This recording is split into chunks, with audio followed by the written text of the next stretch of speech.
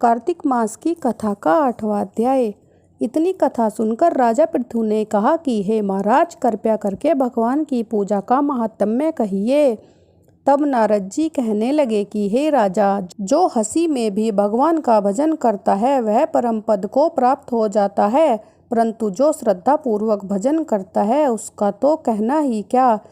इस संबंध में हम तुमको एक पुराना इतिहास सुनाते हैं। कलिंद पर्वत पर बसे दीर्घपुर नाम के नगर में अति धर्मात्मा प्रजा को पुत्र के समान पालने वाला सुबाहु नाम का राजा राज्य करता था।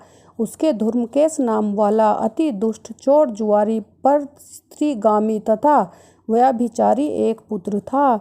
उसकी यह दशा देखकर उसके पिता राजा सुबाहु ने उसको ताड़ना दी, परंतु वह किसी प्रकार नहीं माना। गेंद खेलते हुए एक दिन उसकी गेंद छोटी रानी के महल में जा गिरी। जब वह गेंद लेने के लिए महल में गया तो रानी उस पर मोहित हो गई और उन दोनों ने कामांध होकर भोग किया। जब राजा को इस बात का पता चला तो उसने कुमार को देश से निकाल दिया। पुत्र होने के कारण उसे प्राणदंड नहीं दिया। अब राजकुमार वन में रहकर प्रतिदिन मांस खाता और रात्रि को वैश्याओं के घर में रहता। चोरी आदि करके जो द्रव्य लाता यह वैश्याओं को दे देता था। इस प्रकार फिरते फिरते वह एक दिन वृंदावन आ गया।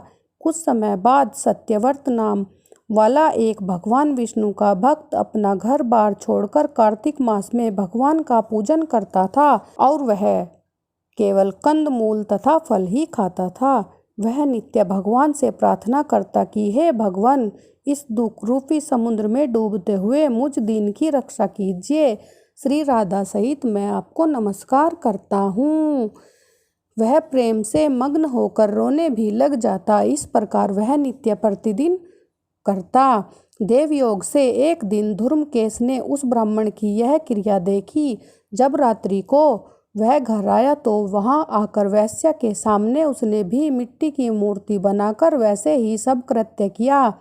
अंत में उसी भांति स्तुति करके रात्रि को वैश्या के घर में ही सो गया। देवयोग से राजा के दूत भी उसी समय वहां आ गए और उनके हाथ से धर्मकेश वहां मारा गया और यमदूत उसको महापापी समझकर मारते हुए पकड़कर उसको यमराज के पास ले गए।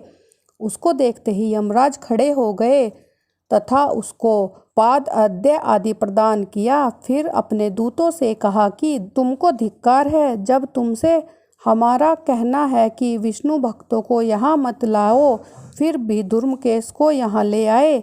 उसने चाहे हास्य से ही कार्तिक मास व्रत वृंदावन धाम में किया, मगर फिर भी यह वैकुंठ में जाने के योग्य है। यमराज पुनः धर्मकेश से बोले कि भगवान की भक्ति 9 प्रकार की है। उसकी कथा सुनने से राजा परीक्षित, कीर्तन से सुखदेव, स्मरण से प्रहलाद, पास से लक्ष्मी, पूजा से पृथु, वंदन से अक्रूर, दास भाव से सुग्रीव, मित्र भाव से अर्जुन, आत्मनिवेदन से राजा बलि जिस प्रकार परम पद को प्राप्त हुए, उसी प्रकार तुमने भी चाहे हास्य में ही भगवान की पूजा की, मगर फिर भी तुम स्वर्ग के अधिकारी हो।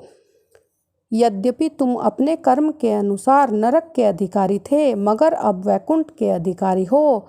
कार्तिक मास में की गई भगवान की पूजा व्यर्थ नहीं जाती। जहाँ पर भगवान शालिग्राम है वहाँ पर ही गंडकी नदी और सब तीर्थ हैं। तब धर्मकेश यमराज से पूछने लगा कि भगवान सब नदियों को छोड़कर गंडकी को कैसे प्राप्त हुए। यमराज कहने लगे कि किसी समय वेदशिरा नाम के ऋषि सब लोगों के हित के लिए गंगा तट पर तपस्या करते थे। उस रमणीक स्थान में उनके तप से इंद्र अत्यंत भयभीत हुआ और उनकी तपस्या को भंग करने के लिए मंजू घोषा नाम वाली अप्सरा को भेजा। मंजू घोषा वन में क्रीड़ा करती हुई अपने यौवन तथा रूप प्रदर्शन करके अनेक हाव भाव दिखाने लगी।